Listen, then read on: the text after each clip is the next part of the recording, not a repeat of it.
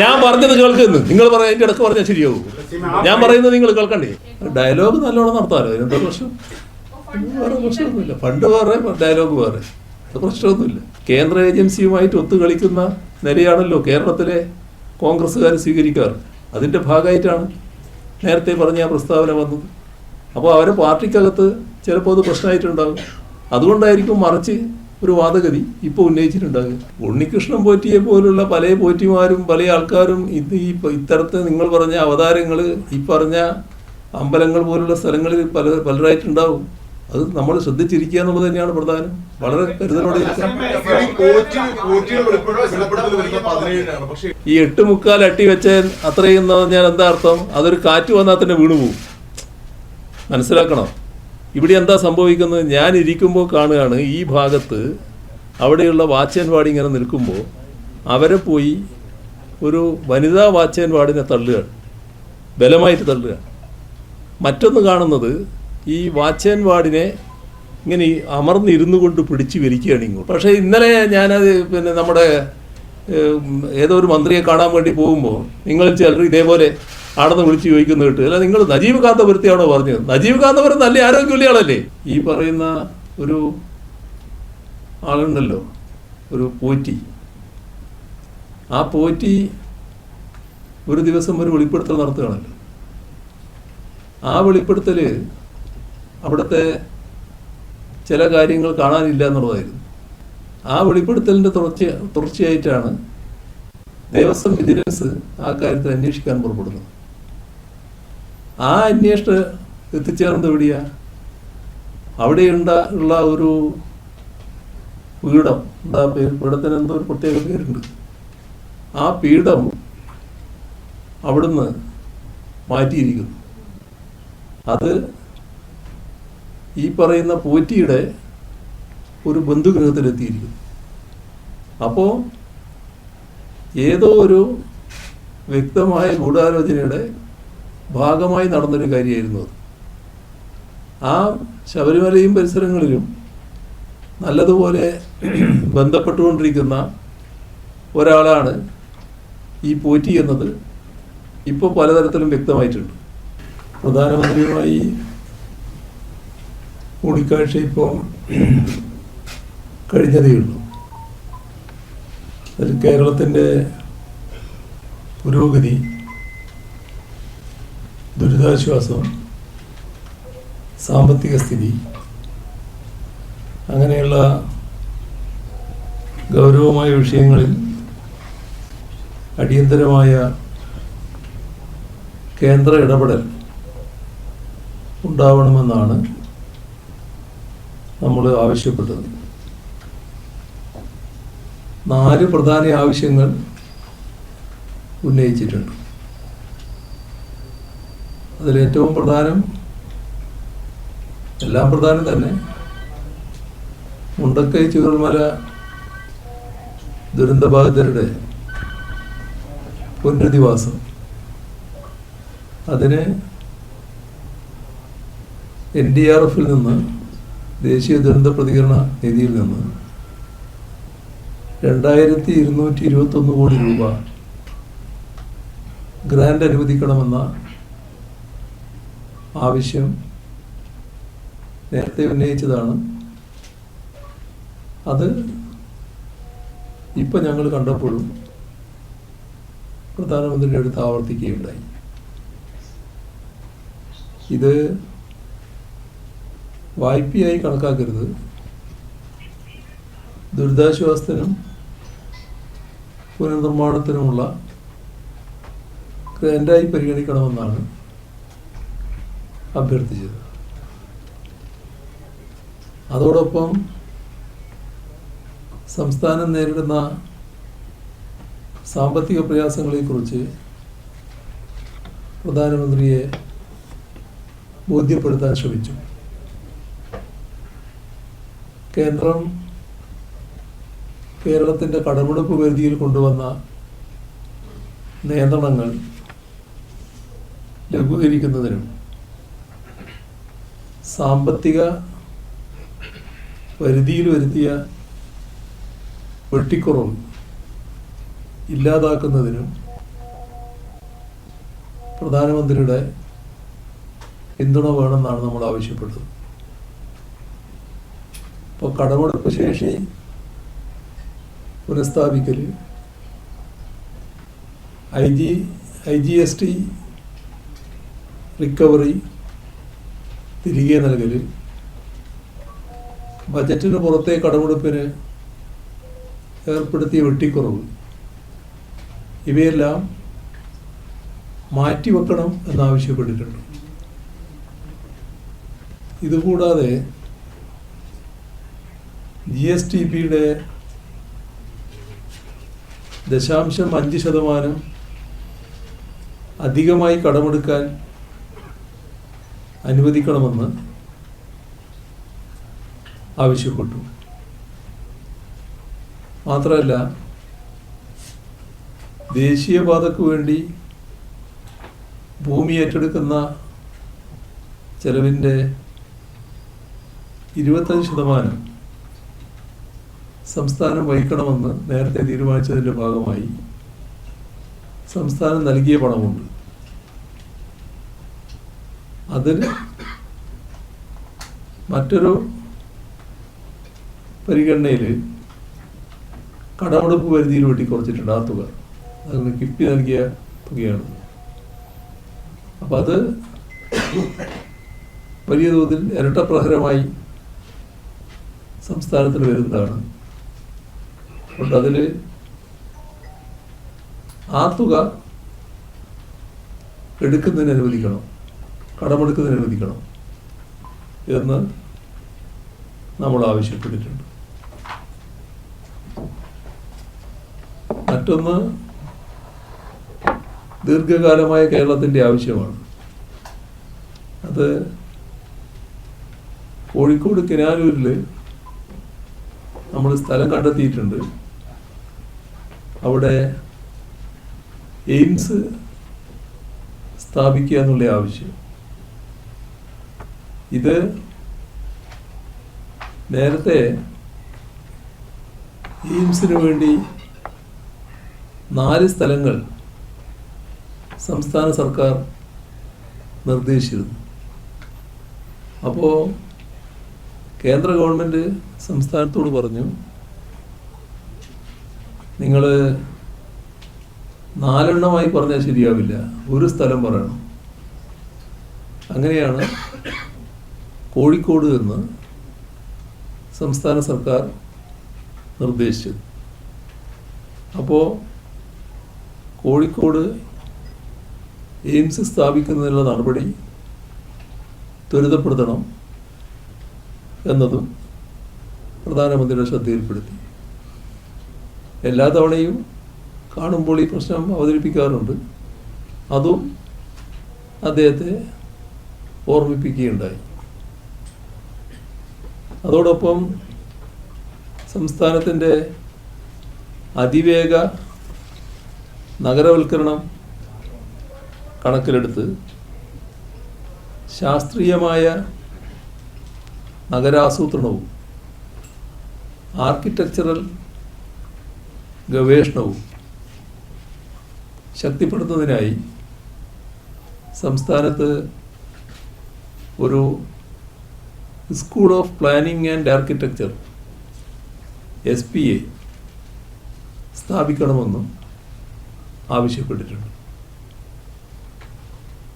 മറ്റൊരു കാര്യം, നെല്ല് സംഭരണവുമായി ബന്ധപ്പെട്ട കേന്ദ്രത്തിന് നൽകാനുള്ള കുടിശ്ശികയാണ്. ഈ കുടിശ്ശിക നെല്ല് സംഭരണ സബ്സിഡി, അതാണ് കുടിശ്ശികയാകുന്നത്.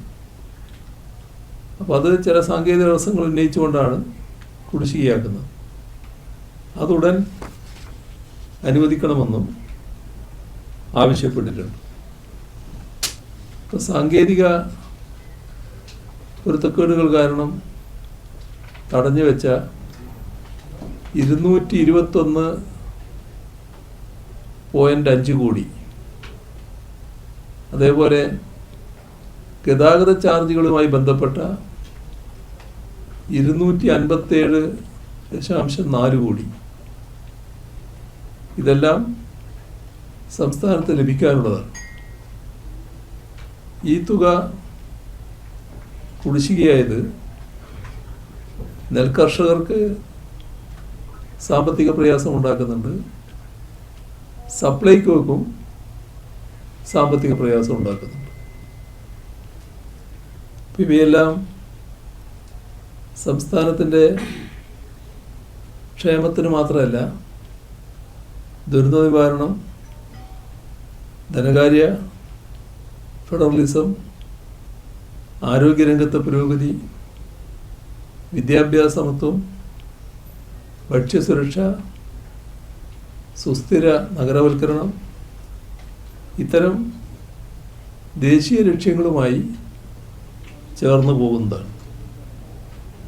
അതുകൊണ്ട് തന്നെ എത്രയും വേഗത്തിൽ പ്രധാനമന്ത്രിയുടെ ഇടപെടൽ ഉണ്ടാകണമെന്ന് അദ്ദേഹത്തോട് അഭ്യർത്ഥിച്ചിട്ടുണ്ട്. അതുണ്ടാകുമെന്നാണ് പ്രതീക്ഷിക്കുന്നത്. കേരളം നേരിടുന്ന നിലവിലെ ധനഞെരുക്കത്തിൽ അടിയന്തര ഇടപെടൽ വേണമെന്ന് കേന്ദ്ര ധനമന്ത്രി നിർമ്മല സീതാരാമനുമായി കൂടിക്കാഴ്ച നടത്തി ആവശ്യപ്പെട്ടിരുന്നു. അതുമായി ബന്ധപ്പെട്ട കാര്യങ്ങൾ ഇന്നലെ ധനകാര്യമന്ത്രി ശ്രീ കെ എൻ ബാലഗോപാൽ നിങ്ങളടുത്ത് വിശദീകരിച്ചതായതുകൊണ്ട് വിശദമായ ആ കാര്യത്തിലേക്ക് കടക്കുന്നില്ല. GST നിരക്ക് പരിഷ്കരണം, അമേരിക്കയുടെ പ്രതികാര ചുങ്കം, IGST റിക്കവറിയുടെ ഭാഗമായി തിരിച്ചുപിടിച്ച വലിയ തുക, സംസ്ഥാനത്തിൻ്റെ കടമെടുപ്പ് പരിധി വെട്ടിക്കുറച്ചത്, അത്തരം കാര്യങ്ങളടക്കമുള്ള നടപടികൾ കടുത്ത സാമ്പത്തിക ഞെരുക്കത്തിനിടയാക്കിയിട്ടുണ്ട്. ഇത് കാരണം ക്ഷേമ പദ്ധതികൾ, വികസന പദ്ധതികൾ, അവശ്യ പൊതുസേവനങ്ങൾ ഇവ നടത്തിക്കൊണ്ടുപോകാൻ വലിയ പ്രയാസം നേരിടുകയാണ്. അപ്പോൾ സംസ്ഥാനത്തിന് ഏകദേശം 9,765 കോടി രൂപയുടെ വരുമാന നഷ്ടമുണ്ട്. 5,200 കോടി രൂപയിലധികം കടമെടുപ്പ് പരിധിയിൽ കുറവും ഉണ്ടായിട്ടുണ്ട്. കിഫ്ബി അടക്കമുള്ള ബജറ്റിന് പുറത്തെ കടമെടുപ്പുകളുടെ പേരിൽ 4,711 കോടി രൂപ വെട്ടിക്കുറച്ചിട്ടുമുണ്ട്. ഇതൊന്നും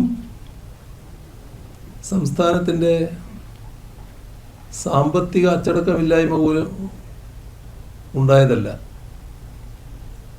മറിച്ച് സംസ്ഥാനത്തിൻ്റെ അധികാരപരിധിക്ക് പുറത്തു നിന്നുണ്ടായ നയപരമായ തീരുമാനങ്ങളുടെയും വ്യവസ്ഥാപരമായ പ്രശ്നങ്ങളുടെയും ഫലമായി ഉണ്ടായതാണ്. അപ്പോൾ ആവശ്യപ്പെട്ടത് താൽക്കാലിക ആശ്വാസം എന്ന നിലക്ക് മുൻപുണ്ടായിരുന്ന കടമെടുപ്പ് പരിധി പുനഃസ്ഥാപിക്കുക, IGST റിക്കവറിയുടെ ഭാഗമായി തിരിച്ചുപിടിച്ച 965 കോടി രൂപ തിരികെ നൽകുക, ഇനിയുള്ള റിക്കവറി മാറ്റിവെക്കുക, ബജറ്റിന് പുറത്തെ കടമെടുപ്പിൽ വരുത്തിയ 4,711 കോടി രൂപയുടെ വെട്ടിക്കുറക്കൽ അടുത്ത ധനകാര്യ കമ്മീഷൻ കാലയളവിലേക്ക് മാറ്റിവെക്കുക,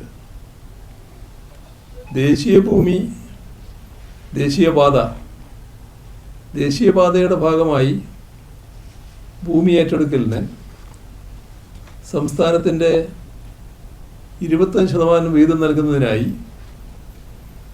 6,000 കോടിയോളം രൂപ നൽകിയത്, അത് സംസ്ഥാനത്ത് ഇരട്ടപ്രഹരമായി വരുന്നുവെന്ന് കണക്കാക്കി അത്രയും തുക അധികമായി കടമെടുക്കാൻ അനുവദിക്കുക. അവശ്യ മൂലധന ചെലവ് നിലനിർത്തുന്നതിനായി GSDPയുടെ 0.5%, ഏകദേശം 6650 കോടി രൂപ അധികമായി കടമെടുപ്പിനുള്ള അവസരം ഈ വർഷവും അടുത്ത വർഷവുമായി നൽകുക. സംസ്ഥാനവും കേന്ദ്ര ആഭ്യന്തര മന്ത്രാലയവും തമ്മിലുള്ള CAPF കുടിശ്ശിക വേഗത്തിൽ ക്രമീകരിക്കുന്നതിന് വേണ്ട നടപടികൾ കൈക്കൊള്ളുക. ഇവിടെ കാണേണ്ടത് ഈ ആവശ്യങ്ങളൊന്നും ഏതെങ്കിലും പ്രത്യേക ആനുകൂല്യത്തിനുള്ളതല്ല. സംസ്ഥാനത്തിൻ്റെ സാമ്പത്തിക സ്ഥിരത സംരക്ഷിക്കാനും ക്ഷേമ വികസന പരിപാടികൾ തടസ്സമില്ലാതെ മുന്നോട്ട് പോകാനുള്ളതുമാണ്. ധനകാര്യമന്ത്രി വളരെ ശ്രദ്ധാപൂർവം അത് കേൾക്കുകയുണ്ടായി. ഗൗരവത്തോടെ പരിഗണിക്കുമെന്നാണ് അവർ ഉറപ്പ് നൽകിയത്. അതോടൊപ്പം കേന്ദ്ര ആഭ്യന്തരമന്ത്രി അമിത്ഷായുമായി ഇന്നലെ കൂടിക്കാഴ്ച നടത്തിയിരുന്നു.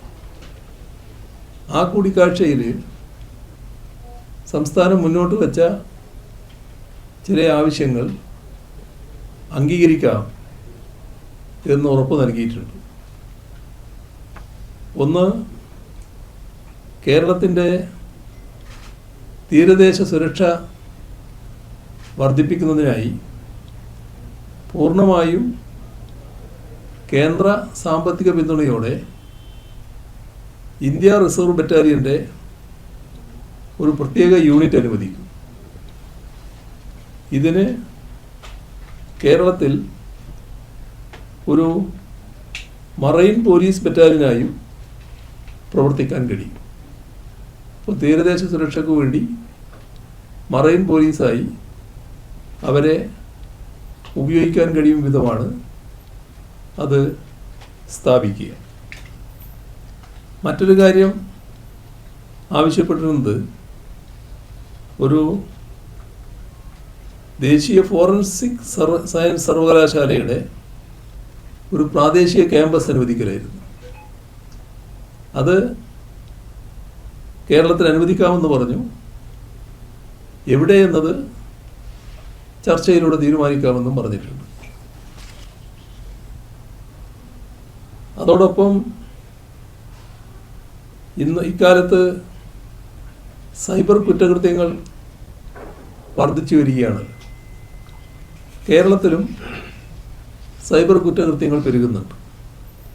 അപ്പോൾ അവയെ നേരിടുന്നതിനും കേരളത്തിൽ സൈബർ ക്രൈം നിയന്ത്രണ അടിസ്ഥാന സൗകര്യങ്ങൾ ശക്തിപ്പെടുത്തുന്നതിനുമായി കേന്ദ്ര സാമ്പത്തിക സഹായമായി 108 കോടി രൂപ ചോദിച്ചിരുന്നു. ആ 108 കോടി രൂപ അനുവദിക്കും എന്ന് ഉറപ്പ് നൽകിയിട്ടുണ്ട്. നമ്മുടെ മുണ്ടക്കൈ ചൂരൽമല ദുരന്തത്തിൻ്റെ ഭാഗമായി ഉണ്ടായ നാശനഷ്ടങ്ങൾക്ക് ശേഷം പുനരധിവാസത്തിനും പുനർനിർമ്മാണത്തിനുമുള്ള കൂടുതൽ സഹായത്തിനായി ദുരന്ത നിവാരണ സഹായ നിർദ്ദേശങ്ങൾ ലഭിച്ചിട്ടുണ്ട് എന്ന് കേന്ദ്ര ആഭ്യന്തരമന്ത്രി അറിയിക്കുകയുണ്ടായി. അത് തുടർന്നും പരിഗണിക്കും എന്ന ഉറപ്പും ഞങ്ങൾ ആ പ്രശ്നം ഉന്നയിച്ചപ്പോൾ അദ്ദേഹം നൽകിയിട്ടുണ്ട്. മറ്റൊരു കാര്യം, LWE ബാധിത ജില്ലകളുടെ പട്ടികയിൽ കണ്ണൂർ, വയനാട് ജില്ലകൾക്ക് സുരക്ഷാ അനുബന്ധ ചെലവ് ആവശ്യമായ സഹായം തുടരും എന്നതും ആഭ്യന്തരമന്ത്രി അറിയിച്ചിട്ടുണ്ട്. പിന്നെ കണ്ടത് കേന്ദ്ര റോഡ് ഗതാഗത ഹൈവേ മന്ത്രി ശ്രീ നിതിൻ ഗഡ്കരിയാണ്. അദ്ദേഹവുമായി വിശദമായ കൂടിക്കാഴ്ച നടത്തി നിവേദനവും കൈമാറി. അതുമായി ബന്ധപ്പെട്ട കാര്യങ്ങൾ ഇന്നലെ പൊതുമരാമത്ത് വകുപ്പ് മന്ത്രി മുഹമ്മദ് റിയാസ് നിങ്ങളുമായി പങ്കുവച്ചതാണ്. അതിൻ്റെയും വിശദാംശങ്ങളിലേക്ക് കടക്കേണ്ടതില്ല എന്നാണ് തോന്നുന്നത്. കേന്ദ്രത്തിൻ്റെ അഭ്യർത്ഥന പ്രകാരം കേരളം പരിഹരിച്ച വിഷയങ്ങളും നിർമ്മാണ പുരോഗതി സംബന്ധിച്ച് സംസ്ഥാനത്തിൻ്റെ ആശങ്കയും മറ്റു പ്രശ്നങ്ങളും നൽകിയ നിവേദനത്തിൽ വിശദമാക്കിയിട്ടുണ്ട്. അതിൽ ഗഡ്കരി ബഹുമാനപ്പെട്ട മന്ത്രി ദേശീയപാത വികസനത്തിൽ കേരള സർക്കാർ എടുക്കുന്ന പ്രത്യേക താല്പര്യത്തെ അഭിനന്ദിക്കുകയുണ്ടായി. കേരളത്തിലെ NH-66 പ്രവൃത്തിയിലെ 16 റീച്ചുകളുടെയും വിശദമായ റിവ്യൂ നടക്കുകയുണ്ടായി. അതിൽ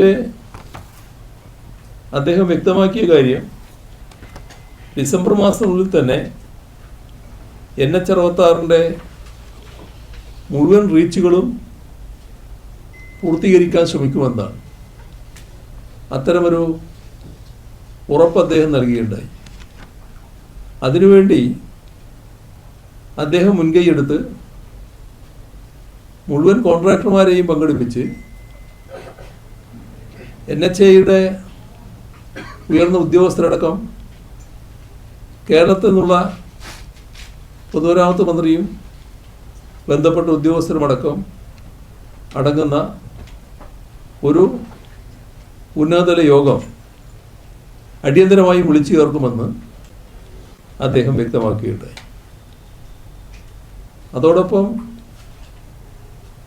ഈ നടക്കുന്ന പ്രവൃത്തിയുടെ പുരോഗതി നേരിൽ പരിശോധിക്കാൻ കേരളം സന്ദർശിക്കുമെന്നും അദ്ദേഹം അറിയിച്ചു. ഇപ്പോൾ പൂർത്തീകരിച്ച റീച്ചുകളുണ്ട്, പൂർത്തീകരിച്ച ഒരു റീച്ചുണ്ട്, ബാക്കി റീച്ചുകൾ പൂർത്തീകരിക്കാൻ പോകുന്നു. ഇപ്പോൾ പൂർത്തീകരിച്ച റീച്ചുകളുടെ ഉദ്ഘാടനം, ഡിസംബറോടെ പൂർത്തീകരിക്കുന്ന റീച്ചുകളുടെ ഉദ്ഘാടനം ജനുവരിയിൽ നടത്താനാകുമെന്നാണ് അദ്ദേഹം പറഞ്ഞത്. 5 റീച്ചുകൾ ഇപ്പം തന്നെ കണ്ടിട്ടുണ്ട്. ബഹുമാനപ്പെട്ട മന്ത്രിയുടെ ഇടപെടലിൻ്റെ ഭാഗമായി അത് കൂടുതൽ റീച്ചുകളായി മാറുന്നുണ്ടെങ്കിൽ പൂർത്തീകരിച്ച റീച്ചുകളുടെ ഉദ്ഘാടനം ജനുവരിയിൽ നടത്തുമെന്നാണ് അദ്ദേഹം അറിയിച്ചത്. ദേശീയപാത വികസനത്തിൽ സംസ്ഥാനം കാണിക്കുന്ന പ്രത്യേക താല്പര്യം കണക്കിലെടുത്ത് സ്ഥലമേറ്റെടുക്കലിൻ്റെ ബാക്കി തുക, നമ്മൾ നേരത്തെ നൽകിയ തുകയുടെ ഇനി കൊടുക്കാൻ ബാക്കിയുള്ളത് അത് ഏകദേശം 237 കോടി രൂപ വരും. അത് ഒഴിവാക്കണം നമ്മൾ ആവശ്യപ്പെട്ടിരുന്നു. അത് എഴുതിത്തള്ളാൻ ആ ആവശ്യം, നമ്മൾ ഉന്നയിച്ച ആവശ്യം അദ്ദേഹം അംഗീകരിക്കുകയുണ്ടായി. ഇതിനു പുറമെ പാലക്കാട് കോഴിക്കോട് ഗ്രീൻഫീൽഡ് ഹൈവേ പ്രവൃത്തി ഉദ്ഘാടനം ജനുവരിയിൽ നടത്താനാകുമെന്നും പറയുകയുണ്ടായി. തിരുവനന്തപുരം ഔട്ടർ റിംഗ് റോഡ്, അത് NH-866 ആ പ്രവൃത്തിയുടെ തുടക്കം കുറിക്കാൻ ചില തടസ്സങ്ങളുണ്ടായിരുന്നു.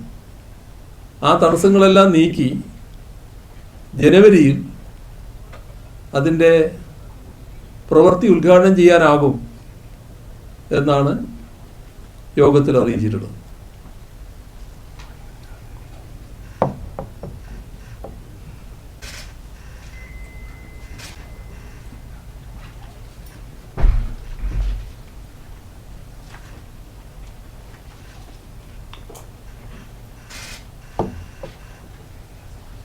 കൊല്ലം ചെങ്കോട്ട ഗ്രീൻഫീൽഡ് പാത NH 744 അതിൻ്റെ പ്രവൃത്തിക്ക് ചില തടസ്സങ്ങളുണ്ടായിരുന്നു. അത് നീക്കി പ്രവൃത്തി ഉദ്ഘാടനത്തിന് തയ്യാറാകണമെന്ന് അദ്ദേഹം ആ യോഗത്തിൽ വെച്ച് തന്നെ ദേശീയപാത ഉദ്യോഗസ്ഥർക്ക് നിർദ്ദേശം നൽകിയിട്ടുണ്ട്. നിലവിലുള്ള NH 744 റോഡ് വൺ ടൈം ഇംപ്രൂവ്മെൻറ്റിൽ പ്രവൃത്തി നടത്താൻ തീരുമാനിച്ചിട്ടുണ്ട്. എറണാകുളം ബൈപ്പാസ് അതിൻ്റെ പണി ജനുവരിയിൽ തുടങ്ങും. പുനലൂർ ബൈപ്പാസ് പദ്ധതിയുടെ അംഗീകാരം വേഗം ലഭ്യമാക്കാൻ ഇടപെടുമെന്നും എടമൺ കൊല്ലം റോഡിൻ്റെ പരിഷ്കരിച്ച DPR ഡിസംബറിൽ സമർപ്പിക്കുമെന്നും കേന്ദ്രമന്ത്രി അറിയിക്കുകയുണ്ടായി. ഇവർക്ക് പുറമെ കേന്ദ്ര ആരോഗ്യ കുടുംബക്ഷേമ വകുപ്പ് മന്ത്രി JP നദ്ദയെ കാണുകയുണ്ടായി. അദ്ദേഹവുമായുള്ള കൂടിക്കാഴ്ചയിൽ ആരോഗ്യമേഖലയുടെ വളർച്ചയ്ക്കാവശ്യമായ കാര്യങ്ങളാണ് ഉന്നയിച്ചത്.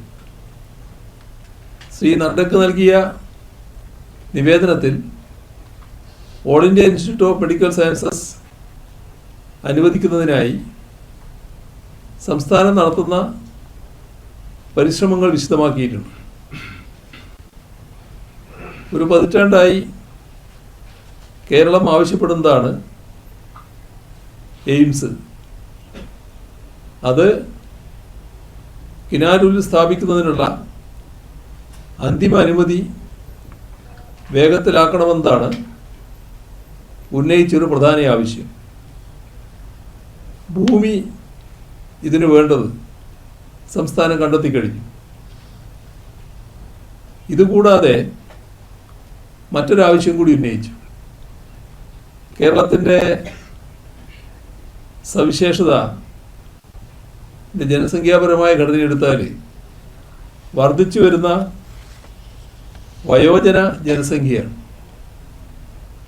മുതിർന്ന പൗരന്മാരുടെ എണ്ണം വർദ്ധിച്ചു വരികയാണ്. അത് കണക്കിലെടുത്ത് ഒരു ICMR national institute for geriatric care and health ageing സ്ഥാപിക്കുന്നതിനുള്ള അനുമതി നൽകണമെന്ന് അഭ്യർത്ഥിച്ചിട്ടുണ്ട്. ഈ രണ്ട് സ്ഥാപനങ്ങളും രാജ്യത്തിൻ്റെ ആരോഗ്യ ലക്ഷ്യങ്ങൾക്ക് വലിയ സംഭാവന നൽകുന്നതാണ്. ഇതുമായി ബന്ധപ്പെട്ട വിശദമായ മെമ്മോറാണ്ടവും സമർപ്പിക്കുകയുണ്ടായി. ബഹുമാനപ്പെട്ട കേന്ദ്രമന്ത്രി നൽകിയ മറുപടി രണ്ട് വിഷയങ്ങളും കേന്ദ്ര സർക്കാരിൻ്റെ സജീവ പരിഗണനയിലുണ്ട് എന്നുള്ളതാണ്. കേരളത്തിൽ എയിംസ് സ്ഥാപിക്കേണ്ടതിൻ്റെ പ്രാധാന്യം നിവേദനത്തിൽ വ്യക്തമാക്കിയിട്ടുണ്ട്. ധനകാര്യ മന്ത്രാലയത്തിൽ നിന്നുള്ള ആവശ്യമായ അനുമതികൾ വേഗത്തിലാക്കാനുള്ള നടപടികൾ സ്വീകരിക്കണമെന്നും അദ്ദേഹത്തോട് അഭ്യർത്ഥിക്കുകയുണ്ടായി. പദ്ധതി PMSSYയുടെ അടുത്ത ഘട്ടത്തിൽ ഉൾപ്പെടുത്തുക, കേരളത്തിന് എയിംസ് അനുവദിച്ചുകൊണ്ടുള്ള ഔദ്യോഗിക ഉത്തരവുകൾ പുറപ്പെടുവിക്കുക, കണ്ടെത്തിയ ഭൂമിയുടെ സാധ്യതാ പഠനത്തിനായി ഒരു സംഘത്തെ അയക്കുക, ഇങ്ങനെയുള്ള ആവശ്യങ്ങളൊക്കെ ഉന്നയിച്ചിട്ടുണ്ട്. ജനസംഖ്യാപരമായ ഘടന, സംസ്ഥാനത്തെ ഉയർന്ന സാക്ഷരതാ നിരക്ക്, ശക്തമായ ആരോഗ്യ അടിസ്ഥാന സൗകര്യങ്ങൾ, സാമൂഹ്യ നവീകരണത്തിൻ്റെ ചരിത്രം, സർക്കാർ സ്വീകരിച്ച നടപടികൾ, ഇവയെല്ലാം ചേർന്ന് വയോജന ഗവേഷണം, പരിചരണം, നയം എന്നിവയ്ക്കായി ഒരു ലോകോത്തര കേന്ദ്രം സ്ഥാപിക്കാൻ എന്തുകൊണ്ടും അനുയോജ്യമായ സ്ഥലം കേരളമാണ്. അതുകൊണ്ട് ICMR national institute for geriatric care and health ageing സ്ഥാപിക്കുന്നതിന് അനുമതി നൽകണമെന്നും കേന്ദ്രമന്ത്രിയോട് അഭ്യർത്ഥിക്കുകയുണ്ടായി. മുതിർന്ന പൗരന്മാരുടെ ആരോഗ്യം, അന്തസ്സ്, ജീവിത നിലവാരം ഇവ മെച്ചപ്പെടുത്തിക്കൊണ്ട് വയോജന പരിചരണത്തിലും ആരോഗ്യകരമായ വാർദ്ധക്യത്തിലുമുള്ള ഗവേഷണം, നവീകരണം, നയം, സേവന വിതരണം ഇവയിലെല്ലാം ഇന്ത്യയിലെ ഏറ്റവും മികച്ച കേന്ദ്രമായി ആ സ്ഥാപനത്തെ മാറ്റുക എന്നതാണ് ലക്ഷ്യമിടുന്നത്. സംസ്ഥാനത്തെ പ്രായമാകുന്ന ജനവിഭാഗത്തിൻ്റെ അടിയന്തര ആവശ്യങ്ങൾ പരിഹരിക്കാനും ഇന്ത്യക്കും സമാനമായ ജനസംഖ്യാപരമായ മാറ്റങ്ങളിലൂടെ കടന്നു പോകുന്ന മറ്റ് രാജ്യങ്ങൾക്കും ഒരു മാതൃകയായി വർത്തിക്കാനും ഇതിലൂടെ സാധിക്കും. ഈ രണ്ട് സ്ഥാപനങ്ങളും പരസ്പര പൂരകങ്ങളായിരിക്കും. എയിംസ് തൃതീയ തലത്തിലുള്ള പരിചരണ മികവും മെഡിക്കൽ വിദ്യാഭ്യാസവും നൽകും. അതോടൊപ്പം ജെറിയാട്രിക് ഇൻസ്റ്റിറ്റ്യൂട്ട് ഇന്ത്യയുടെ ഏറ്റവും വലിയ ജനസംഖ്യാപരമായ വെല്ലുവിളികളിൽ ഒന്നിനെ പ്രത്യേക ഗവേഷണത്തിലൂടെയും പരിചരണ മാതൃകകളിലൂടെയും അഭിസംബോധന ചെയ്യും.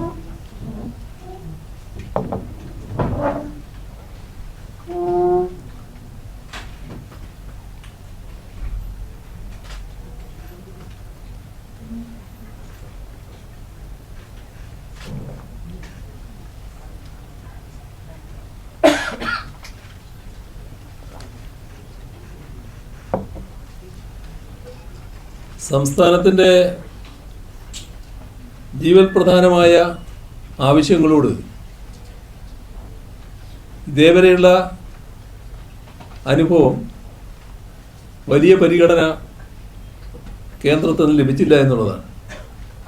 അത്തരമൊരു സാഹചര്യത്തിലാണ് പ്രധാനമന്ത്രി അടക്കമുള്ളവരെ നേരിൽ കണ്ട് ആവശ്യങ്ങൾ ഉന്നയിക്കുകയും ഇതിൻ്റെ ഗൗരവം വിശദീകരിക്കുകയും ചെയ്തു. അവരുടെ എല്ലാവരുടെയും പ്രതികരണം ആരോഗ്യകരമായിരുന്നു, അനുഭാവത്തോടെയുള്ളതുമായിരുന്നു. സംസ്ഥാന സർക്കാർ നൽകിയ ഉറപ്പുകൾ കേന്ദ്രം പാലിക്കുമെന്നാണ് പ്രതീക്ഷിക്കുന്നത്. അത്രയും വിവരങ്ങളാണ് ഇപ്പോൾ നിങ്ങളുടെ മുമ്പിൽ വെക്കാനുള്ളത്. തൃശ്ശൂർ വേണം, അതേപോലെ തന്നെ ആലപ്പുഴ വേണം എന്നുള്ള ഈ ചർച്ചകൾ ഒഴിവാക്കിക്കൊണ്ട് ഈ കോഴിക്കോടേക്ക് ഫോക്കസ് ചെയ്യണം എന്നുള്ള ഒരു താല്പര്യം അറിയിക്കുമ്പോൾ, രണ്ടാമത്തത് ഈ വയനാട് ഫണ്ട് കൂടുതൽ ലഭിക്കുന്നതിന് വേണ്ടി ഫോളോസ് ഉണ്ടാകും. പ്രത്യേകിച്ച് മറ്റു വളരെയധികം തുക അനുവദിക്കുകയും കേരളം ആവശ്യപ്പെട്ടതിൽ 11% പോലും അനുവദിക്കാതിരിക്കുകയും ചെയ്തൊരു സാഹചര്യത്തിൽ കോഴിക്കോട് വേണമെന്നതൊരു പ്രത്യേക താല്പര്യത്തിൻ്റെ പ്രശ്നമല്ല. കോഴിക്കോട് മാത്രമേ സംസ്ഥാനം ആവശ്യപ്പെട്ടിട്ടുള്ളൂ. അപ്പോൾ കോഴിക്കോട് മാത്രമാണ് ഇപ്പോൾ നമ്മുടെ മുമ്പിലുള്ള സ്ഥലം. അപ്പോൾ അവിടെയാണ് ഈ പറയുന്ന എയിംസ് സ്ഥാപിക്കേണ്ടത്. ആവശ്യമായ അത്രയും സ്ഥലം നമ്മൾ എടുത്തിട്ടുണ്ട്. അതൊക്കെ കേന്ദ്ര ഗവൺമെൻറ്റിൻ്റെ നിർദ്ദേശമനുസരിച്ചാണ് നടന്നിട്ടുള്ളത്. ഇനി അത് പരിശോധിച്ച് കൂടുതൽ എന്തെങ്കിലും വേണ്ടതുണ്ടോ അതും നൽകാൻ സന്നദ്ധമാണ്. ഒരു പ്രയാസവും അതിലുണ്ടാവില്ല. അതാണ് അതിൽ കാണേണ്ടത്. ആഭ്യന്തരമന്ത്രിയുമായിട്ടുള്ള ചർച്ചയിൽ വയനാട്ടിലെ സഹകരണം സംബന്ധിച്ച് തുടർ ചർച്ചകളുണ്ട്. അത് ഏതില്ല? കാരണം 2221 കോടി രൂപ നമ്മൾ ആവശ്യപ്പെട്ടു, 260 കോടി രൂപ ലഭിച്ചു. അതിനുശേഷമുള്ള എന്തായിരിക്കും ഇനിയുള്ള തുടർ നടപടികൾ? അദ്ദേഹത്തിൻ്റെ അധ്യക്ഷതയിലുള്ള കമ്മിറ്റിയാണ് ഈ കാര്യങ്ങൾ ആലോചിക്കുന്നത്. അതുകൊണ്ടാണ് അദ്ദേഹത്തോട് ഈ പ്രശ്നം പ്രത്യേകമായിട്ട് സൂചിപ്പിക്കാൻ കാരണം. അത് പ്രധാനമന്ത്രിയുടെ അടുത്തും ആവശ്യപ്പെട്ടിട്ടുണ്ട്. അപ്പോൾ ആഭ്യന്തരമന്ത്രി പറഞ്ഞ കാര്യം ഞാൻ നേരത്തെ സൂചിപ്പിച്ചു, അത് പരിഗണിക്കാം എന്ന് തന്നെയാണ്. അപ്പം അത് നല്ല പ്രതികരണമായിട്ടാണ് തോന്നിയത്. നമ്മളെപ്പോഴും പ്രതീക്ഷ കൈവിടാൻ പാടില്ലല്ലോ. മുൻപ് അല്ല, എൻ്റെ തീരട്ടെ, മുൻപ് നിരാശയൊക്കെ വന്നിട്ടുണ്ടെങ്കിലും ഈ പ്രതീക്ഷയോട് കൂടിയല്ലേ നമ്മൾ വീണ്ടും വീണ്ടും സമീപിച്ചുകൊണ്ടിരിക്കുക. ആ പ്രതീക്ഷ തന്നെയാണ് ഇപ്പോഴുള്ളത്. മുമ്പ് സംസ്ഥാന ഉദ്യോഗസ്ഥരോ ഈ ചർച്ചയിൽ പങ്കെടുത്തപ്പോൾ കേരളത്തെ ആവശ്യം കൃത്യമായി അവതരിപ്പിക്കുന്ന ഒരു പിഴവ് വന്നുകൊണ്ടാണ് തുക കുറഞ്ഞു പോയി വരുന്നത്. എവിടുന്ന് കിട്ടുന്ന വിവരം വെച്ചിട്ടാ പറയുന്നത്? എവിടുന്ന് കിട്ടുന്ന വിവരം വെച്ചാ പറയുന്നത്? നമ്മൾ എല്ലാറ്റിനും കുറ്റം കാണാൻ വേണ്ടി പുറപ്പെടുന്നത് കേട്ടോ. നമ്മളെല്ലാവരും കൂടി ആവശ്യപ്പെട്ട ആവശ്യം അത് അംഗീകരിക്കാത്തത്, അതാണ് ഇതിൽ പറ്റിയിട്ടുള്ള വീഴ്ച. അതിൽ അവതരിപ്പിക്കുന്നതിന് എന്തെങ്കിലും വീഴ്ച പറ്റിയതാണ്. ഈ കണ്ണൂര്, വയനാട് അടക്കമുള്ള ലെഫ്റ്റ് വിങ് എക്സ്ട്രീമിസം കൂടുതലുള്ള സ്ഥലങ്ങളിൽ അതുമായി ബന്ധപ്പെട്ട് എന്തുകൊണ്ടാണ് ഒരു അഭിപ്രായ വ്യത്യാസം ഉണ്ടായത് കേന്ദ്രത്തിനും കേരളത്തിനിടയിൽ? അഭിപ്രായ വ്യത്യാസമല്ല, അത് അവിടുത്തെ സ്ഥിതിഗതിയിൽ ഇപ്പോൾ നല്ല പുരോഗതി ഉണ്ടായിട്ടുണ്ട്. ആ പുരോഗതിയുടെ ഭാഗമായി ഇനി മറ്റ് സഹായങ്ങൾ ആവശ്യമുണ്ടോ എന്നൊരു സംശയമുണ്ടായിരുന്നു. അത് ഈ കിടക്കുന്ന കാടിൻ്റെ കിടപ്പും ഭൂമിശാസ്ത്രപരമായ കിടപ്പുമൊക്കെ പരിഗണിക്കുമ്പോൾ അത് തുറന്നും സഹായിക്കേണ്ടത് തന്നെയാണെന്നാണ് കാണുന്നത്. മറ്റു അഭിപ്രായ വ്യത്യാസം അതിലില്ല. അതില് സാധാരണഗതിയിൽ ഇവര് പൂർവ്വസ്ഥിതി പ്രാപിച്ചു കഴിഞ്ഞാൽ പിന്നെ ഫണ്ട് കൊടുക്കാറില്ല.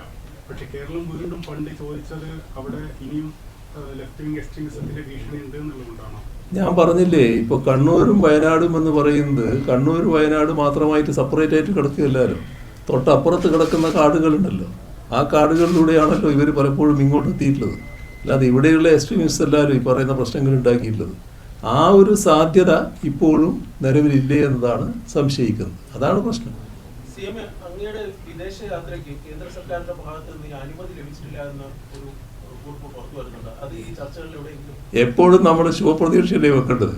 ഞാൻ ഗൾഫ് രാജ്യങ്ങളിൽ പോകാൻ ഉദ്ദേശിക്കുന്നുണ്ട്, അത് ശരിയാണ്. അനുമതി കിട്ടുമെന്നാണ് പ്രതീക്ഷിക്കുന്നത്. അല്ല, കിട്ടുമോ കിട്ടൂലേ എന്നുള്ളതല്ലേ പ്രശ്നം. കിട്ടുമെന്നാണ് ഞാൻ പ്രതീക്ഷിക്കുന്നത്. നോക്കാം നമുക്ക്. ഓ, ഏത് അല്ല, ഈ ചർച്ചയിൽ ഞങ്ങൾ നിവേദനമായിട്ട് കൊടുത്തിട്ടില്ല. ആ പ്രതീക്ഷയുണ്ട്. അല്ല, അത് അങ്ങനെ ഒരു നിലപാടെടുത്തില്ലെങ്കിൽ അവരല്ലേ വ്യക്തമാക്കുന്നത്. ഞാൻ കണക്കാക്കുന്നത് അനുമതി ലഭിക്കുമെന്നാണ്. അനുമതി ലഭിക്കുമെന്ന് ഞാൻ കണക്കാക്കുകയാണ്. കേരളം സംസ്ഥാനം എന്ന നിലയിലും CM എന്ന നിലയിലും കേന്ദ്രത്തോട് പലപ്പോഴും പല ആവശ്യങ്ങൾ ഉന്നയിക്കുന്നുണ്ട്. ഈ ആവശ്യങ്ങളിൽ അനുഭാവപൂർണമായ നിലപാട് കേന്ദ്രത്തിൽ നിന്ന് ഉണ്ടാകുന്നില്ല എന്ന് പറയുകയും ചെയ്തു. പക്ഷെ പലപ്പോഴും ഇത്തരം സാഹചര്യത്തിൽ കേരളത്തിന്റെ അങ്ങനെ നിരസിക്കപ്പെടുമ്പോൾ അല്ലെങ്കിൽ കിട്ടാതെ വരുമ്പോൾ ശക്തി പോരാ പ്രതിഷേധത്തിന് എന്നൊരു അഭിപ്രായം, വിമർശനം പ്രതിപക്ഷത്തു നിന്ന് തന്നെയുണ്ട്. എന്താണ് അങ്ങേക്ക് പ്രതികരിക്കുന്നത്?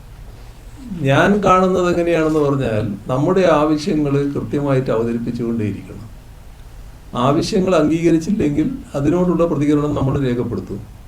അതിൻ്റെ അർത്ഥം ഇനി ആവശ്യം അംഗീകരിക്കാത്തവരുമായിട്ട് ബന്ധപ്പെടില്ല എന്നുള്ളതല്ല. ഇത് കേന്ദ്രവും സംസ്ഥാനവുമാണല്ലോ.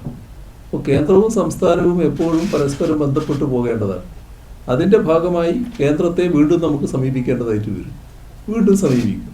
ആ സമീപിക്കൽ എല്ലാ ഘട്ടത്തിലും നടക്കും. ഞാൻ പരസ്യമായിട്ട് ഇത് പറയാറുണ്ടല്ലോ, അതൊരു ആദ്യത്തെ കാര്യമല്ല. സാമ്പത്തിക കാര്യത്തിൽ കോഴിക്കോട് എന്ന നിലപാടിൽ ഉറച്ചു പോവുകയാണ് ഇപ്പോൾ CM പല ആവർത്തി പറയുന്നുണ്ട്. അപ്പോ കേരളത്തിൽ നിന്നുള്ള കേന്ദ്രമന്ത്രി സുരേഷ് ഗോപി പറയുന്നത് ആലപ്പുഴ സ്ഥലം തന്നാലേ നടപ്പാക്കാൻ കഴിയുള്ളൂ എന്നാണ്. ആ കേന്ദ്രമന്ത്രി സുരേഷ് ഗോപിയുടെ പ്രതികരണത്തെ എങ്ങനെയാണ് കാണുന്നത്? അല്ലെങ്കിൽ തമിഴ്നാട്ടിലേക്ക് കൊണ്ടുപോകുന്നൊക്കെ പറയുന്നു. അല്ല, അതിലൊന്നും പ്രതികരിക്കാതിരിക്കാനാ നല്ലത്. ശരി. സാമ്പത്തിക പ്രതിസന്ധി, നമ്മുടെ IGSTയുടെ കടമെടുപ്പ് പരിധി വെട്ടിക്കുറച്ചത്, അങ്ങനെയുള്ള കാര്യങ്ങളിൽ ഈ ഉറപ്പിനപ്പുറത്ത് കിടന്നത് കൃത്യമായി ഒരു പ്രതികരണം ഇത്തവണ ഉണ്ടായോ? വളരെ പോസിറ്റീവാണോ? എനിക്ക് തോന്നുന്നത് കുറച്ച് പോസിറ്റീവായൊരു പ്രതികരണമാണെന്നാണ്. അത് ആ അഭിപ്രായം തന്നെയാണ് ധനമന്ത്രിക്കും ഉള്ളത്. എയിംസുമായി ബന്ധപ്പെട്ട് ധനമന്ത്രാലയത്തിൽ നിന്നാണ് ഇനി നടപടി ഉണ്ടാവേണ്ടതെന്ന് പറഞ്ഞു CM. അപ്പൊ ആ ഒരു സംഭവം നിർമ്മല സീതാരാമനായിട്ട് ചർച്ച ചെയ്ത ഇല്ല, നിർമ്മല സീതാരാമനായിട്ട് ആ കാര്യം ചർച്ച ചെയ്തിട്ടില്ല. മാവോയിസ്റ്റ് ഫണ്ടിന്റെ കാര്യം അങ്ങ് സൂചിപ്പിച്ചു. യഥാർത്ഥത്തിൽ CPIMന്റെ ദേശീയ തലത്തിലുള്ള നിലപാട് ഡയലോഗിലൂടെ മാവോയിസ്റ്റ് പ്രശ്നം തീർക്കണം എന്നുള്ളതല്ലേ? അതേ ലൈൻ തന്നെയല്ലേ? ഡയലോഗ് നല്ലോണം നടത്താമല്ലോ, അതിനെന്താ പ്രശ്നം? വേറെ പ്രശ്നമൊന്നുമില്ല. ഫണ്ട് വേറെ, ഡയലോഗ് വേറെ, അത് പ്രശ്നമൊന്നുമില്ല. ഗുരുതരമായ മറ്റൊരു വിഷയം, ഗുരുതരമായ ക്രമക്കേട് ശബരിമലയിൽ നടന്നിട്ടുണ്ടെന്നുള്ള ഇന്നിപ്പോ കോടതിയുടെ പരിഗണനയിൽ വന്ന റിപ്പോർട്ടിൽ സൂചിപ്പിക്കുന്നുണ്ട്. 400-ലധികം ഗ്രാം സ്വർണ്ണത്തിൽ വേരിയേഷൻ സംഭവിച്ചിട്ടുണ്ടെന്ന് അടക്കമുള്ള റിപ്പോർട്ട് കോടതിയുടെ മുമ്പിൽ വന്നിട്ടുണ്ട്. സ്വാഭാവികമായിട്ടും എന്തായിരിക്കും സർക്കാർ ഈ വിഷയത്തിൽ സ്വീകരിക്കുന്നത് നിലപാട്? അല്ല, അതിൽ വേറെ പ്രശ്നങ്ങളില്ലല്ലോ. അവിടെ എന്താണോ ക്രമക്കേട് ഉണ്ടായിട്ടുണ്ട് എന്ന് കാണുന്നത്, അതിൻ്റെ മേലെയുള്ള കാര്യങ്ങൾ അന്വേഷിക്കാനാണ് ഒരു സ്പെഷ്യൽ ഇൻവെസ്റ്റിഗേഷൻ ടീമിനെ ഇപ്പോൾ നിശ്ചയിച്ചിട്ടുള്ളത്. അത് ഹൈക്കോടതി തന്നെ അവരുടെ മുന്നിൽ വന്ന പ്രശ്നങ്ങൾ വെച്ചുകൊണ്ട് ചെയ്തിട്ടുള്ള കാര്യമാണ്. അതിൻ്റെ ഭാഗമായുള്ള അന്വേഷണം തുടങ്ങിയിട്ടുണ്ട്. നിർബന്ധമായും ഈ പറയുന്ന ഏതെങ്കിലും കുറ്റവാളികളുണ്ടെങ്കിൽ അവരെല്ലാം ആ നിയമത്തിൻ്റെ കരങ്ങളിൽ പെടുമെന്നത് സംശയിക്കേണ്ട കാര്യമില്ല. യഥാർത്ഥത്തിൽ അത്തരമൊരു നിലപാട് ഹൈക്കോടതി എടുത്തപ്പോൾ തന്നെ അതിൽ ഗവൺമെൻറ് ആവശ്യമായ എല്ലാ പിന്തുണയും പ്രഖ്യാപിച്ചിരുന്നു. ഹൈക്കോടതിയുടെ മുന്നിൽ ഏതു തരത്തിലുള്ള അന്വേഷണം വന്നതിനെ പറ്റിയും ഗവൺമെൻറ് എന്ന് പറയുമ്പോൾ ദേവസ്വം ബോർഡും ദേവസ്വം വകുപ്പും അവർ വ്യക്തമായ അഭിപ്രായവും രേഖപ്പെടുത്തിയിരുന്നു. അപ്പോൾ അതിൻ്റെ ഭാഗമായി മറ്റു പ്രശ്നങ്ങളില്ല. ഗവൺമെൻറ്റും ഹൈക്കോടതിയും രണ്ട് ഭാഗത്തല്ല, ഒരേ കാഴ്ചപ്പാടേ ഉള്ളൂ. ഇതിൽ കുറ്റം ആരെങ്കിലും ചെയ്തിട്ടുണ്ടെങ്കിൽ ആ കുറ്റം ചെയ്തവർ നിയമത്തിൻ്റെ കരങ്ങളിൽ എത്തിപ്പെടണം. ആവശ്യമായ ശിക്ഷ അവർക്ക് ഉറപ്പാക്കണം. ഇതാണ് ഗവൺമെൻറ് കാണുന്ന കാര്യം. ആ വഴിക്ക് കാര്യങ്ങൾ നീങ്ങിക്കൊണ്ടിരിക്കും. ബോർഡിന് വീഴ്ച സംഭവിച്ചിട്ടുണ്ടോ? ബോർഡിന് എന്തെങ്കിലും തരത്തിലുള്ള വീഴ്ച ഇതിനകത്ത് ഉദ്യോഗസ്ഥരുടെ നടപടികൾ വരുന്നുണ്ട്, പക്ഷെ ബോർഡിന് ആത്യന്തികമായിട്ട് വീഴ്ച സംഭവിച്ചു വന്നിടത്തോളം അങ്ങനെയുള്ള കാര്യങ്ങൾ ശ്രദ്ധയിൽപ്പെട്ടിട്ടില്ല. ഇനി ആർക്ക് വീഴ്ചയുണ്ട് ആർക്ക് വീഴ്ചയില്ല എന്നുള്ളത് ഇപ്പോൾ ഒരു പ്രസ്താവനയിലൂടെ വ്യക്തമാക്കേണ്ട കാര്യമല്ല. കാരണം ഇതുമായി ബന്ധപ്പെട്ട് വിശദമായ പരിശോധന നടക്കുകയാണ്. ആ പരിശോധനയുടെ ഭാഗമായി ആർക്കെല്ലാം വീഴ്ചകൾ സംഭവിച്ചിട്ടുണ്ട് എന്നുള്ളത് കണ്ടെത്തുക തന്നെ ചെയ്യും. ആ കണ്ടെത്തിയാൽ അതനുസരിച്ചുള്ള നടപടികളും സ്വീകരിക്കും. എന്നാൽ വന്നിടത്തോളം ബോർഡിനെ സംബന്ധിച്ചൊരു പരാമർശം വന്നിട്ടില്ല. ഈ 2017 മുതൽ ഈ ഗൂഢാലോചന ആരംഭിച്ചു എന്നാണ് പറയപ്പെടുന്നത്. 2019 ഈ ദ്വാരപാലക ശില്പങ്ങൾ അവിടുന്ന് കൊണ്ടുപോയി. പ്രതിപക്ഷ നേതാവ് പറഞ്ഞത് ഇത് ഒരു വ്യവസായിക്ക് വിറ്റു വന്നതൊക്കെയാണ്. സംസ്ഥാന ആഭ്യന്തര വകുപ്പ് ഇതൊന്നും അറിയാൻ ശ്രദ്ധയിൽപ്പെട്ടിട്ടില്ല. അല്ല, ഇത്തരം കാര്യങ്ങൾ ശ്രദ്ധയിൽപ്പെട്ടാൽ നടപടികൾ എങ്ങനെയെന്നുള്ളതാണ് നമ്മൾ ആലോചിക്കുന്നത്. ആ ശ്രദ്ധയിൽപ്പെട്ട ഉടനെ തന്നെയുള്ള നടപടികൾ തുടങ്ങിയിട്ടുണ്ട്. എങ്ങനെയാണ് ശ്രദ്ധയിൽപ്പെടുന്നത്? അതും ഒരു വിചിത്രമായ കാര്യമാണല്ലോ. അത് നമ്മൾ നോക്കണമല്ലോ. ഇപ്പോൾ പറയുന്ന ഒരു ആളുണ്ടല്ലോ, ഒരു പോറ്റി. ആ പോറ്റി ഒരു ദിവസം ഒരു വെളിപ്പെടുത്തൽ നടത്തുകയാണല്ലോ. ആ വെളിപ്പെടുത്തൽ അവിടുത്തെ ചില കാര്യങ്ങൾ കാണാനില്ല എന്നുള്ളതായിരുന്നു. ആ വെളിപ്പെടുത്തലിൻ്റെ തുടർച്ചയായിട്ടാണ് ദേവസ്വം വിജിലൻസ് ആ കാര്യത്തിൽ അന്വേഷിക്കാൻ പുറപ്പെടുന്നത്. ആ അന്വേഷണം എത്തിച്ചേർന്നത് എവിടെയാ? അവിടെയുള്ള ഒരു പീഠം, എന്താ പേര്, പീഠത്തിന് എന്തോ ഒരു പ്രത്യേക പേരുണ്ട്. ആ പീഠം അവിടുന്ന് മാറ്റിയിരിക്കുന്നു. അത് ഈ പറയുന്ന പോറ്റിയുടെ ഒരു ബന്ധുഗൃഹത്തിലെത്തിയിരിക്കുന്നു. അപ്പോൾ ഏതോ ഒരു വ്യക്തമായ ഗൂഢാലോചനയുടെ ഭാഗമായി നടന്നൊരു കാര്യമായിരുന്നു അത്.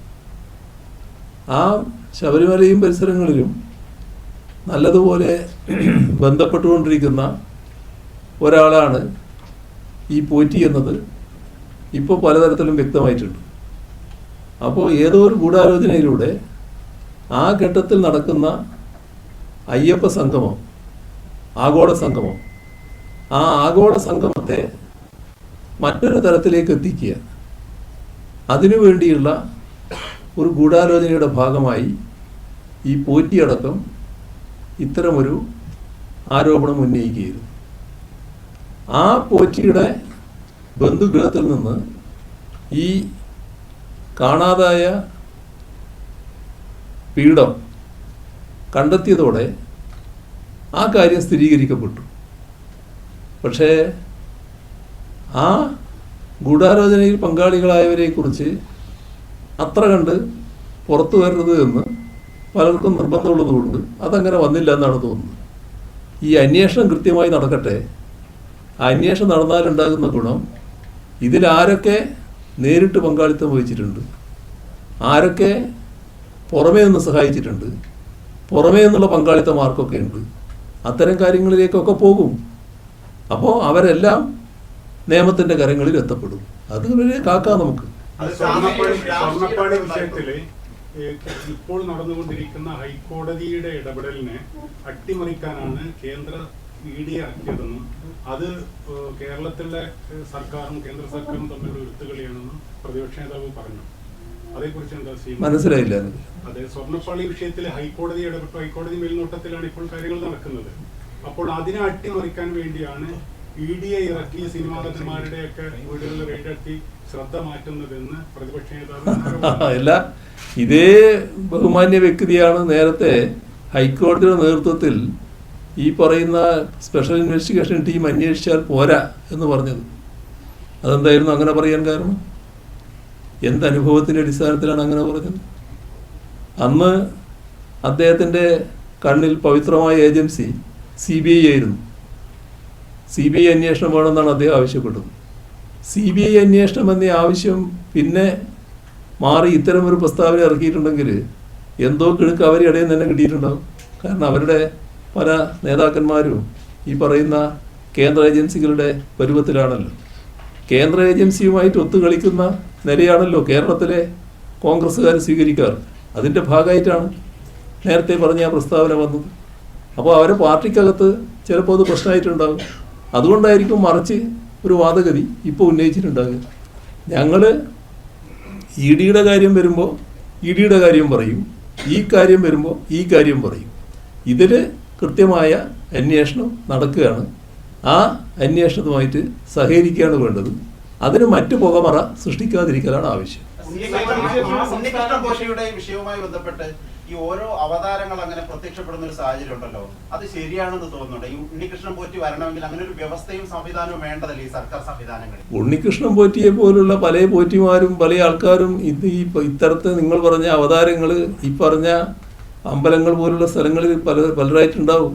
അത് നമ്മൾ ശ്രദ്ധിച്ചിരിക്കുക എന്നുള്ളത് തന്നെയാണ് പ്രധാനം. വളരെ കരുതലോടെ ഇരിക്കാം. പക്ഷേ 8-ാം തീയതി ഈ കേസ് ഹൈക്കോടതിയുടെ പരിഗണനയിൽ വരുന്നുണ്ടല്ലോ. ഈ സ്പെഷ്യൽ കമ്മീഷൻ റിപ്പോർട്ട് കൊടുത്തിട്ടുണ്ട് 8-ാം തീയതി. പോറ്റി വെളിപ്പെടുത്തൽ നടത്തുന്നത് 17-ാം തീയതിയാണ്. അപ്പോൾ അത് എങ്ങനെ സംഭവിച്ചെന്നുള്ളതാണ്. പോറ്റിയുടെ വെളിപ്പെടുത്തൽ ഗൂഢാലോചനയുടെ കാര്യമാണ് ഞാൻ പറഞ്ഞത്. അത് മറ്റു കാര്യങ്ങൾ ഹൈക്കോടതിയുടെ കാര്യമായിട്ട് നടക്കുമല്ലോ.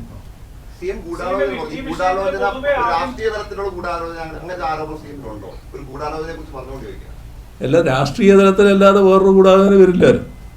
ഈ അയ്യപ്പ സംഗമം എന്നത് നടന്നുകൂടാകുന്ന നിർബന്ധമുണ്ടായിരുന്ന ചില ആൾക്കാരുണ്ടായിരുന്നു. അതുകൊണ്ട് തന്നെ അവർ അയ്യപ്പ സംഗമത്തെ തകർക്കാൻ വേണ്ടി മാത്രമല്ല ബദൽ സംഗമം നടത്താൻ പറ്റുമെന്നും ആലോചിച്ചിരുന്നു.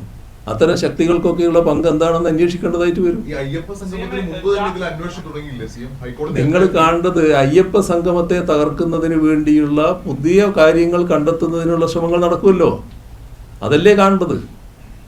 നിങ്ങൾ അവിടെ എന്ത് നടന്നു എന്നുള്ളത് അത് പ്രത്യേകം പരിശോധിക്കട്ടെ. പക്ഷെ അയ്യപ്പ സംഗമം തകർക്കുന്നതിന് വേണ്ടിയുള്ള വലിയ ശ്രമങ്ങൾ പല ഭാഗത്തുനിന്നുണ്ടായി. അതിന്റെ തുടർച്ചയായിട്ട് വന്ന കാര്യങ്ങൾ കാണണം. 1 മണിയാകാൻ പോവുകയാണ്. 1 മണിക്കാൻ അവസാനിപ്പിക്കും. ഒറ്റ ചോദ്യത്തിന് ഇനി സമയം ഉണ്ടാവും. ഞാൻ പറയുന്നത് കേൾക്കുക. ഒറ്റ ചോദ്യത്തിന് സമയം ഉണ്ടാവും. നിങ്ങൾ എല്ലാവരും കൂടി ചോദിച്ചാൽ അത് ശരിയാവില്ല. ഒരാൾക്ക് ചോദിക്കാം, അതോടുകൂടി അവസാനിക്കും.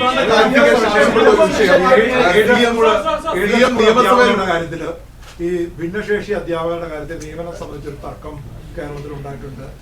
എയ്ഡഡ് സ്കൂൾ അധ്യാപകരുടെ കാര്യത്തിൽ, ഭിന്നശേഷി അധ്യാപകരുടെ കാര്യത്തിൽ സുപ്രീം കോടതിയുടെ വിധിയുണ്ട്. ആ വിധിയുമായി ബന്ധപ്പെട്ട് കാര്യങ്ങൾ അല്പം നിയമപ്രശ്നങ്ങളുള്ളതാണ്. എങ്ങനെ നടപ്പാക്കണമെന്നുള്ളത് സംബന്ധിച്ച് നിയമോപദേശം വിദ്യാഭ്യാസ വകുപ്പിന് ലഭിച്ചിട്ടുണ്ട്. അതുമായി ബന്ധപ്പെട്ട് തുടർ നടപടികൾ സ്വീകരിക്കുന്നതിന് വിദ്യാഭ്യാസ വകുപ്പിന് കുറച്ച് പ്രയാസങ്ങൾ അത് കാരണം വന്നുയർന്നു. ഏതായാലും അതുമായി ബന്ധപ്പെട്ടുള്ള വിശദമായ ഒരു പരിശോധന നിയമവിദഗ്ധരെ അടക്കം അഡ്വക്കേറ്റ് ജനറലെ അടക്കം ഇരുത്തിക്കൊണ്ട് നടത്താൻ പോവുകയാണ്. അതിന്റെ അകത്ത് തീരുമാനങ്ങളും ഉണ്ടാകും.